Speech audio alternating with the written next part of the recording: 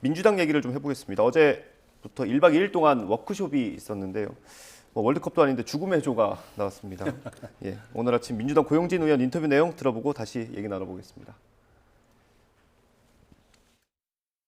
이재명 의원이 출마하게 되면 또 그 당사자인 홍영표 의원도 뭐 출마 여부를 다시 굉장히 심각하게 나가는 쪽으로 고민을 해야 될 것이고 이런 여러 가지 상황이 복합되면 당내 단결 통합은 어렵지 않겠느냐 뭐 그런 류의 주장을 뭐 하고 계시고 어제도 하셨고 이재명 우리 의원님은 지금 계속 108번내 중인 것으로 알고 있습니다.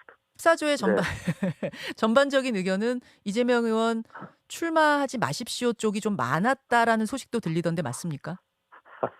제가 그건 노코멘트 하겠습니다.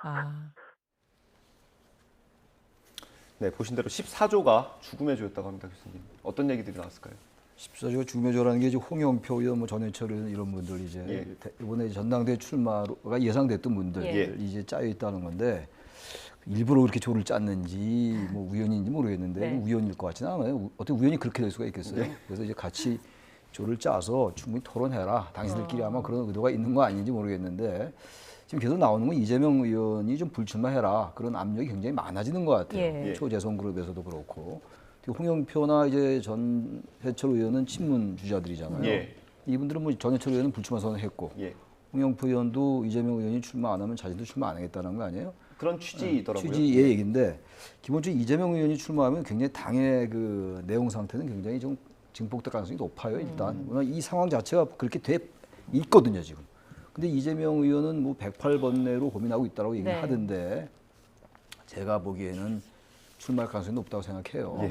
그리고 뭐 여러 가지 요인이 있을 겁니다. 아마 그건 이제 이재명 의원이 자신의 앞날 대선과 관련해 가지고 유불리를 따져서 판단을 하겠지만 아무래도 수사 문제를 뭐 전혀 도외시할 수가 없잖아요. 이재명 의원에 관련된 수사가 많이 있잖아요 지금.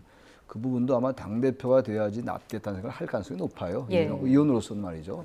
그런 여러 가지 고려할 때 저는 출마 쪽으로 갈 가능성이 높은데 그렇게 된다면 뭐 분당까지는 아니라 하더라도 민주당의 그 갈등 상황이 굉장히 커질 수 있고 그게 과연 이재명 의원 스스로에게도 훗날 과연 어떻게 될까라는 생각을 알 수 없어요. 정치라는 게 앞날 모르고 또 총선이 2년 후잖아요. 그럼 총선에서 뭐 결과가 어떨지 전혀 모르는 거지만 지금 예상하는 건 의미도 없고 만약에 민주당에게 결과가 안 좋으면 오히려 책임을 더 쓰게 돼요. 그럼 대선 패배, 지선 패배, 나중에 총선까지 그건 너무 앞선 예측이긴 한데 그런 걸 생각한다면 글쎄 불출마 쪽으로 가닥을 잡을 수 있을지 모르겠는데 현재로 봐서 저는 출마 쪽으로 가닥을 잡을 가능성이 높아 보인다는 생각입니다. 실제로 저희가 출연하시는 모든 분들께 여쭤봤는데 다 이제 출마 쪽으로 가닥을 잡으시더라고요. 만장일치입니다. 이재명 의원 말씀하신 것처럼 원론적인 답변을 내놓고 있는데 결정적으로 뭐 앞서 설명을 해주셨습니다마는 교수님이 보시기에는 어떤 부분을 가장 좀 고민을 하고 있는 걸까요? 그러니까 신리와 명분이죠. 그 명분상으로는 아무래도 생각해도 약하잖아요. 대선 후보 나와졌죠. 근데 패장인데 석 달 만에 지방선거에 총괄선대위원장 맡았고 또 본인은 또 개항을에 가서 또 보궐선거에 출마를 했고 본인은 배지를 달았지만 당은 완전히 참패를 했죠.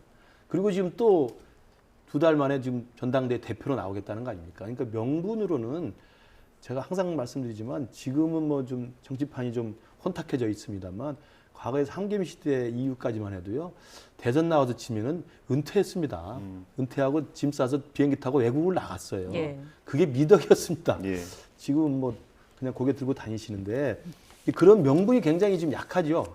그래서 과연 3번, 2번 패배한 분이 무슨 명분으로 다시 또 당 대표로 출마하느냐라는 그 명분에서는 고민이 클 거고 그런 이제 제가 말씀드린 실리에 대한 고민은 뭐냐면 108번내적인 게 이번 전당대회 나와서 아무리 욕을 먹어도 그 비난을 감수하고 당대표가 되어야 정치 공학적으로 보면 내년 내후년까지 당대표 임기가 2년 보장이 되기 때문에 내후년 총선에 공천권을 행사하는데 주도적 역할을 할 수 있고 지금도 아직까지는 당내의 이제 현역들이라든지 당내 그 세력들을 보면 이재명 후보가 대선 후보가 됐지만 여전히 비주류 변방에 있다가 대선 후보로 이제 올라타신 분이잖아요.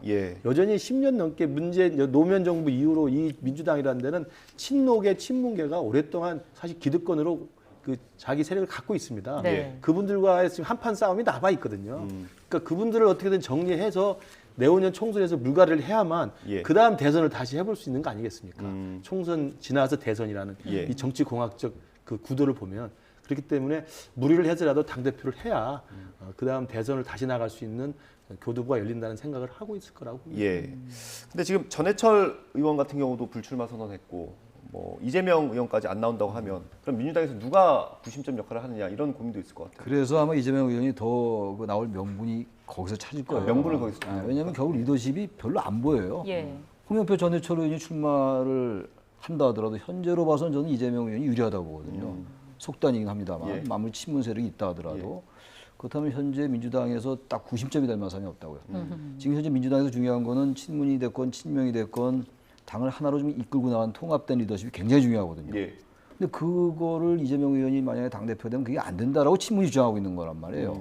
그다음 누가 나올 것이냐면 글쎄 딱 이렇게 당대표 그 당 그리고 대선 주자급 대표가 별로 안 보여요 사실은. 그러다 보니까 이재명 의원이 자꾸 나올 명분이 생기는 거죠. 네. 물론 이재명 의원의 어떤 나름대로의 공학적인 실리 계산도 있겠습니다만 예.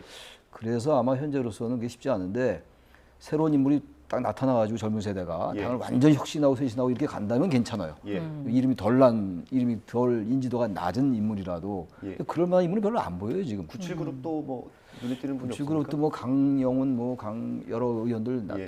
보인다. 강훈식 의원이라든지 예. 강병원 의원이라든지 그분들이 그렇게 당의 구심점이 될 정도의 아주 정치적 중량감이나 아. 그렇게 잘 안 보이는 게 사실거든요. 아니, 재선 정도 됐다고 중량감이 없는 건 아니에요. 중량감이 예. 없더라도 얼마든지 박지원 비대위원장 같은 경우 얼마든지 지금 하고 있잖아요. 예. 전 비대위원장 같은 경우 예. 뭐 여러 가지 갈등이 있습니다만 근데 그 정도로 지금 재선 그룹에서 일반 97그룹에서 이재명 의원의 출마를 누를 만한 명분을 가진 사람들이 이것은 자기 스스로도 이렇게 자신 있게 나서지 않잖아요. 일단 나서려면 자신의 모든 걸 포기하고 나서야 돼요. 과거 YSDJ처럼 40대 기수로 이렇게 치고 나와야 되는데 예. 그 정도의 용기나 결단은 없는 것 같아요. 그렇다면 뭐 별로 90점 별로 없는 거죠. 현재로서.